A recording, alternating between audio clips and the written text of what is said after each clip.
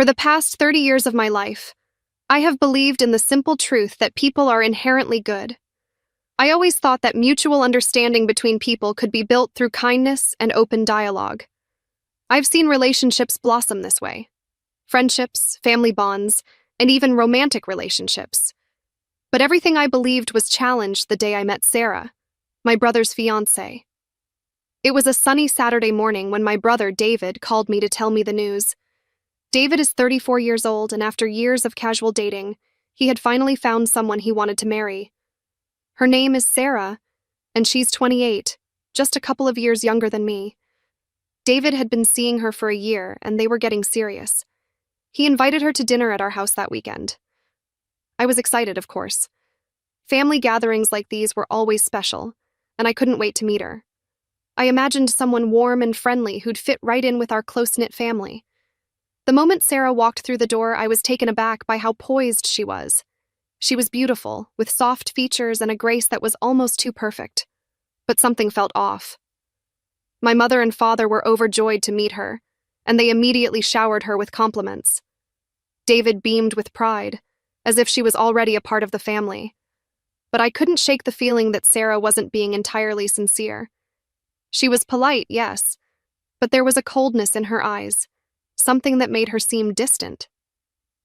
We sat down to a delicious homemade meal, and as we ate, David and Sarah seemed to be the only ones talking. My parents and I tried to make small talk, but Sarah's responses were short and unengaged. She mostly nodded along as David told stories about their dates, and when she did speak, it was often to compliment him or to tell us how great he was.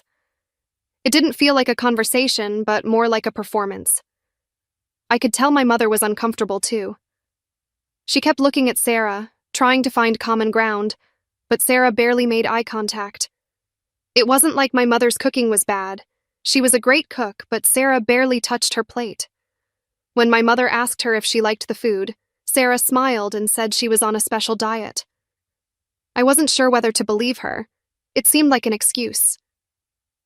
Later that evening, when everyone was clearing the table, my father made a joke about how David and Sarah were such a perfect couple, and how David had finally settled down. We all laughed, but I noticed Sarah's smile falter for just a second. It was subtle, but it didn't go unnoticed by me. She quickly masked it with a polite nod, but I could tell something was off. After dinner, Sarah asked if she could use the bathroom. I was about to show her the way when she told me not to worry. She seemed oddly eager to go, almost as if she wanted to get away from the group. I didn't think much of it at the time, but when I returned to the living room, I overheard my father talking about how lucky David was to have found such a perfect woman. David was raving about her again, calling her amazing and the one. A part of me couldn't help but wonder if David was so blinded by his feelings for her that he couldn't see the truth. As the night wore on, I tried to talk to David in private, asking him about Sarah. I expressed my concerns, telling him that I felt something was off about her. But David dismissed it, telling me I was being paranoid. "You've always been protective of me, Mia," he said with a chuckle. "But trust me, she's great. You'll see." But I wasn't convinced. The next day, I ran into Sarah at the local cafe where I work. It was an awkward encounter. Sarah had a cold, distant demeanor, and she hardly said a word to me. As I made our coffees, I couldn't help but feel her eyes on me. When I handed her the cup, she smiled, but it wasn't warm. It was forced. There was something about her that made me uneasy, but I couldn't put my finger on it. That evening, David invited Sarah over for dinner again, and once again, she barely interacted with anyone. I watched as my mother made small talk with Sarah, but Sarah's answers were clipped and polite. The entire evening felt like a performance, and I couldn't shake the feeling that Sarah was pretending to be someone she wasn't. I tried to voice my concerns to David, but he brushed me off again, telling me I was reading too much into things. Days passed, and the wedding preparations began in earnest. David and Sarah had set a date, and the entire family was involved. Everyone seemed excited, but I felt like I was on the outside looking in.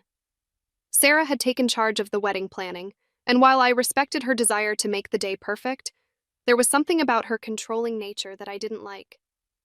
It felt like she was making all the decisions, and David was simply following her lead without question.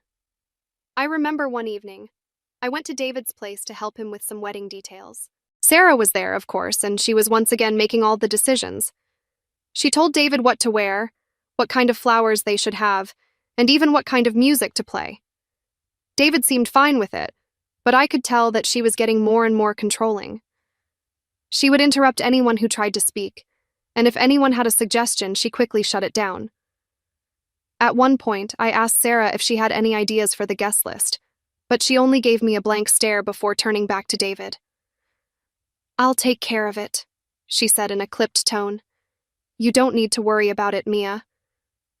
That was the first time I felt truly excluded. It wasn't just the wedding, it was everything. Sarah didn't want me involved in anything. I didn't understand why. My family tried to brush it off, saying that Sarah was just a perfectionist. But it felt more than that. It felt like she was pushing me out of my brother's life. I wanted to believe that it was just my insecurities, but deep down, I knew there was more to it. The final straw came a week before the wedding. I received an unexpected phone call from Sarah. I hadn't given her my number, so I was surprised when I saw her name on the screen. When I answered, her voice was icy. "Mia, I need to tell you something. It's about tomorrow's ceremony," she said. "I'm afraid we can't invite you." I was stunned. "What? What do you mean?" "It's dishonorable for the family to have someone unemployed attending the wedding. You haven't contributed financially, and we've made other arrangements," she said, her tone sharp and cold. "I'm sorry, but you can't come." I was at a loss for words. I had never expected something like this. I had always believed that family was everything, that we supported each other no matter what. But Sarah's words felt like a betrayal. My heart sank. I wanted to scream, to argue, but the phone call ended abruptly. I didn't know what to do. I felt humiliated, rejected by the one person I thought I could trust. How could she do this? How could she take something so important and turn it into something ugly? I didn't tell my parents about the call, at least not right away. I knew it would break their hearts, and I wasn't ready to deal with their disappointment. But as the wedding day approached, I couldn't stop thinking about what Sarah had said. It felt like she had crossed a line, and I was unsure whether my brother would even care. Would he take her side over mine? On the day of the wedding, I stayed home, nursing my broken heart.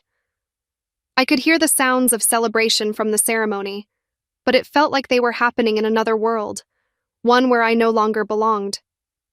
My thoughts raced as I wondered what would happen next. Would David finally see Sarah for who she truly was? Or was I going to lose him to someone who couldn't care less about the family?